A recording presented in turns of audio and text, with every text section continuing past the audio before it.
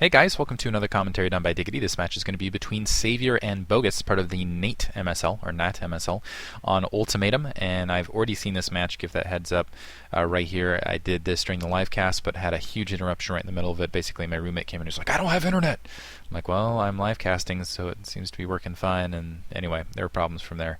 It was one of those things where I couldn't ignore it sort of thing, because there's like chickens with the heads cut off in the background, and I'm, I guess, in charge of the internet because I know how to work it or something. I don't know. Anyway, it turns out his cord was just unplugged, so disaster averted. Bottom left-hand corner we have Savior starting in purple. Upper left-hand corner we have Bogus, I believe, starting in blue. And I actually kind of like this look for Savior. This is kind of going back to the old school, the Dark Emperor days, I guess, is what I want to call them. Because when he was dominating on CJ Entis, he really kind of filled the role of the villain as the Bonjour. Bisu kind of did it just because I think of his ego, and people were kind of like, oh, that cocky little, we want him to lose sort of thing. But when Savior did it, he had the confidence at the same time, and borderline cockiness, I would say. But he also had the I'm just kind of like the WWF superhero gonna destroy you sort of guy, where he would kind of stare people down, and he was just this big intimidating figure on the scene. And he was always wearing black. That was with a CJ uniform at the time, and he would go up and be like, I'm taking this guy because I'm going to knock him out of the MSL, things like that, which would freak people out, and they would cry when they would hear that. And he's like, I'm just going to, what was it? Was it STX he decided to knock everyone out, and then almost made a guy cry right there?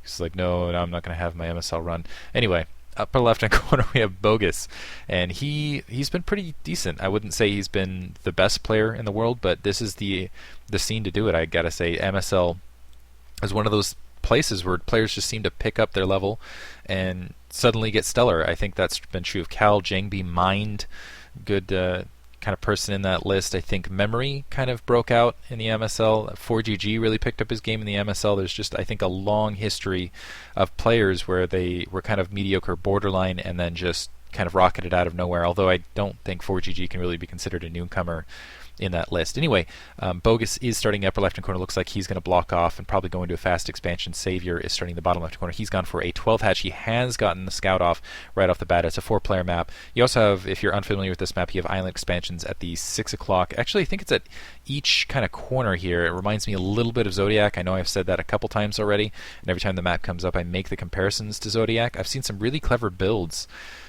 with Zerg players. What they do is they go early Mutalisk pressure and then just use that to kind of follow up with the drop and kind of cover that against dropships. So, and I think that's actually really clever maneuver. I think Zerg, basically no matter what they do, they've got to take the island expansions, because if you do not take the island expansions, I just feel like late game it's just too difficult. You can't cover all the territory. If you end up facing a Terran army that's extremely, what's the word for it? Extremely upgraded. If you have a fully upgraded Terran army, they just have too much maneuverability in the middle of the map.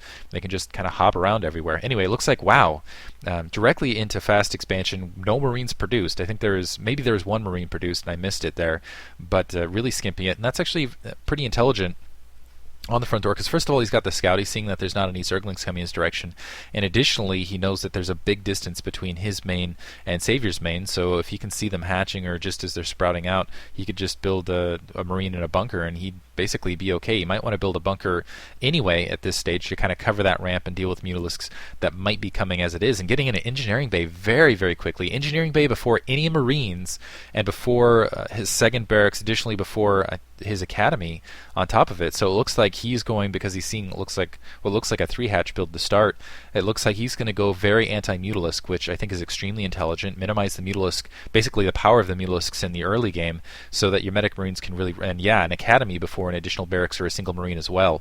And it looks like Savior going directly to lair, and I think this is really going to pay off for Bogus, and I kind of like this decision making in his regard. Looks like Savior's definitely going Mutalisks here. He's got that second gas pumping to provide it, and he's really skimped on the Zergling thus far.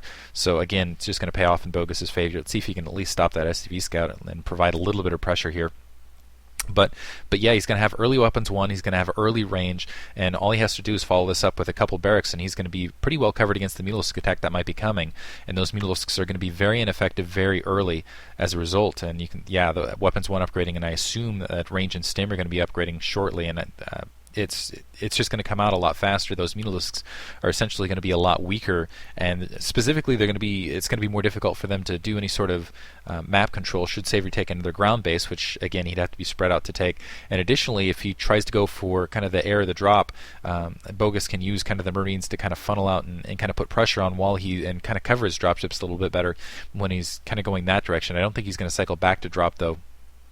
At least not for a bit of time, and getting the 2 Marines actually just an amount of time in a single medic. I'm not sure if Savior's going to get an indicator of this here, because I think wandering up the amount of Zerglings he's wandering up with, he was expecting a little bit larger Marine force to go against, and it looks like he's producing some. He actually might be going for a full front assault now, because he's producing a lot of Zerglings right there to kind of follow this up. And there's the factory, which I almost feel like it might be obligatory. I think Bogus is actually going to play this where after he has the medic Marines, and once he's in a defensive position, he's going to see whether Savior going for another expansion on the ground, or whether he's going for the 6 or 12 o'clock, the 6, basically one of the island expansions.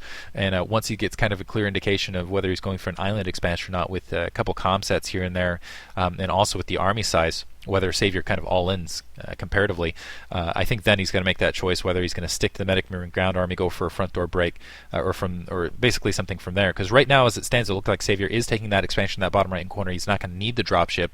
Yeah, that'd provide a little bit of mobility, but he can walk there on the ground either way. And Savior is really going to have a hard time defending this. He's got a lot of Zerglings at that front. Savior's kind of showing as though he's just going to go for an all-in right here, where he's going to take all these Zerglings, all these Mutalisks, wait for that bunker to lift, and then just kind of barrel down. But ultimately, it looks like he's more interested in playing a little bit of a ground control game and playing with those Mutalisks here. And right now, it looks like Bogus is going to open up that side disruptor. Xavier getting a good look at the amount of Marines there by hitting that front barracks and just being a little bit annoying here. Bogus mostly ignoring him, and now getting a starport up as well. So it looks like now still thinking about maybe getting that dropship, maybe to follow it up. But either way, he can turn that